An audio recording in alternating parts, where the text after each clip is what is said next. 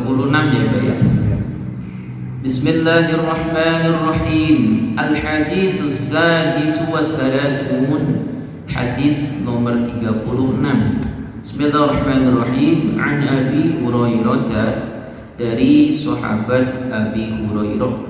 Ini sahabat Abi Hurairah sekali lagi ini salah satu sahabat yang paling banyak yang meriwayatkan hadis dari Rasulullah SAW radhiyallahu anhu. Anna Rasulullah sallallahu alaihi wasallam, bahwasanya sesungguhnya Rasulullah sallallahu alaihi wasallam qala, beliau bersabda, man nafasa an mu'minin.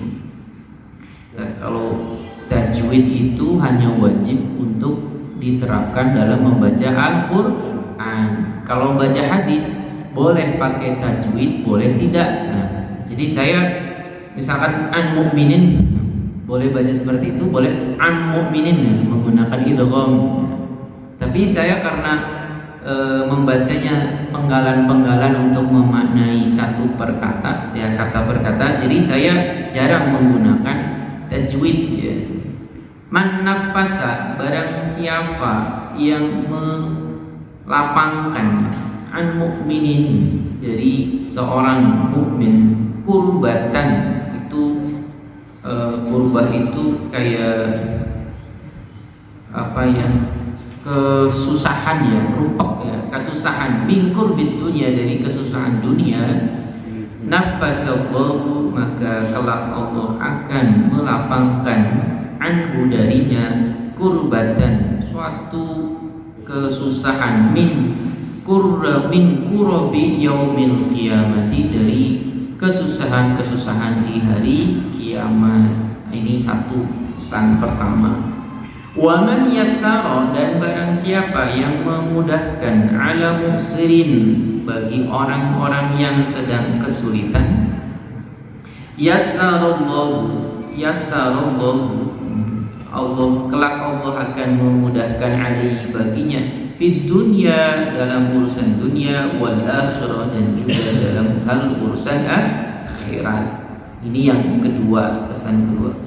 Wa man satara, dan barang siapa yang menutupi aib ya, musliman, seorang muslim, satarahu Allah, kelak Allah akan menutup baginya, fid dunya, dalam hal urusan dunia, wal akhirah, dan urusan akhirat. Ini yang ketiga ya, pesan ketiga.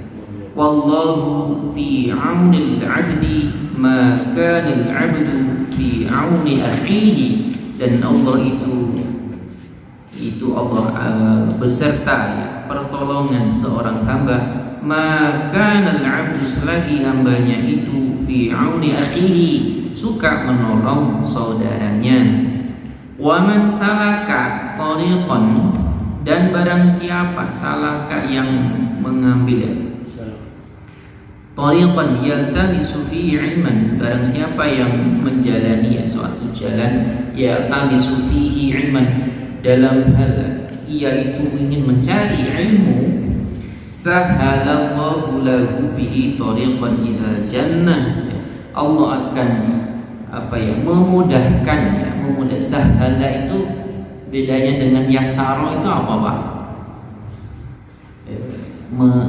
Jadi yasaro itu memudahkan dari asr, dari segala urusan. Sahala itu yang memudahkan, yang melapangkan gitu. Sahalallahu lahu bihi tariqan ila jannah, Allah akan memudahkan baginya jalan ke surga. Wa majtama'a qaumun, dan tidaklah berkumpul suatu kaum, fi baitin, dalam suatu rumah, min buyutillahi ta'ala, dari rumah-rumah Allah, maksudnya masjid-masjid Allah, yatluna kitab Allah wa yatadarasuna bainahum, di mana mereka membaca kitab Allah ya, Al-Quran, wa yatadarasuna, dan mereka belajar, bainahum, di antara mereka saling mempelajari Al-Quran, illa nazalat alaihim sakinah, melainkan akan turun kepada mereka as-sakinah, suatu ketenangan, wa ghashiyatuhumur rahmah, dan akan melingkupi mereka itu ar-rahmah, itu suatu kasih sayang. Wa haffathumul malaikah, dan akan mengerubung gitu ya, mengepung gitu, maksudnya menaungi ya, al malaikatu, para malaikat. Wa dzakarahumullahu fi man 'indahu, dan Allah akan menyebut mereka fi man 'indahu, termasuk di antara orang-orang yang di sisinya. Wa man abqa bihi 'amaluhu, dan barang siapa yang longgar ya, bihi 'amaluhu, jadi suka beramal ya. Lam yusri' bihi nasabuhu, sara'a bihi nasabuhu, ingat sih nasabnya.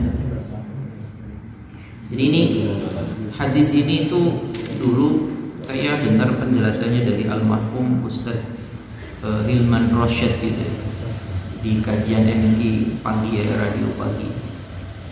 Beliau menjelaskan detail sekali. Jadi kaitannya bahwa ajaran Islam itu tidak melulu ya, saya tidak hanya yang berkaitan dengan ibadah mahdhah ya, sholat ya, puasa, zakat, haji ya, seperti itu. Tapi Islam itu juga lengkap dengan penuh ajaran-ajaran kaitannya dengan kehidupan sosial. Pesan pertama tadi dari Rasulullah SAW, barang siapa yang melapangkan ya, kesulitan ya, atau memudahkan kesulitan seseorang di kehidupan dunia, Allah akan melapangkan itu, memudahkan urusannya dari kesempitan-kesempitan di hari kiamat. Wa man yassara 'ala mu'sir yassarahu 'alaihi fid dunya wal akhirah. Ya, ini maknanya juga serupa. Wa man satara musliman, dan ini yang penting Pak, dan barang siapa yang menutup aib. Nah, kalau kita tahu, kita dengar aib seseorang dari orang lain, jangan diteruskan gitu maksudnya. Jangan malah disebarkan. Ya cukup sampai di sini, kita cukup sebagai ya pelajaran saja, tanpa atau tidak perlu diumbar lagi, tidak perlu disebarkan lagi gitu.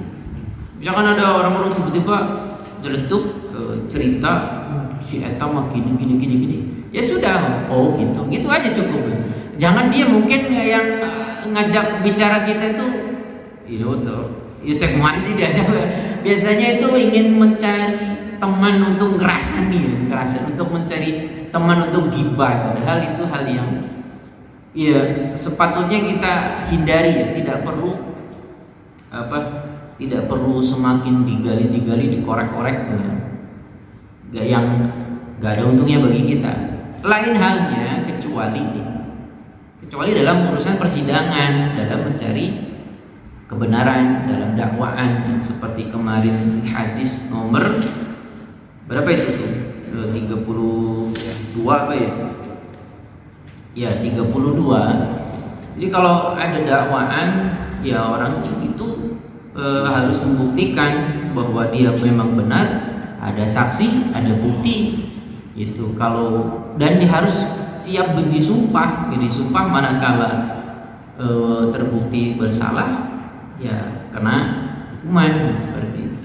Nah, yang ini wa man satara musliman satarallahu fid dunya wal akhirah. Jadi kalau kita tahu aib seseorang gitu, ya cukup sebagai pelajaran bagi kita, tidak perlu diumbarkan, tidak perlu disebarkan, tidak perlu diceritakan kepada orang lain yang tadinya tidak tahu gitu. Ya pun pelajaran bagi kita juga, misalkan begini, ada seseorang ya, dia pekerjaan teh suka ngomongin orang terus, ngomongin aib orang terus, gitu. Mungkin bisa kita jadikan pelajaran. Yang bersangkutan itu, dia itu suka cerita aib orang lain kepada kita. Boleh jadi ketika tidak hadir kita bersama dia, ya dia juga cerita aib tentang kita gitu. Ya cukup ya jadikan pelajaran saja, tanpa perlu makin bertanya-tanya, tanpa tidak perlu kalau penasaran,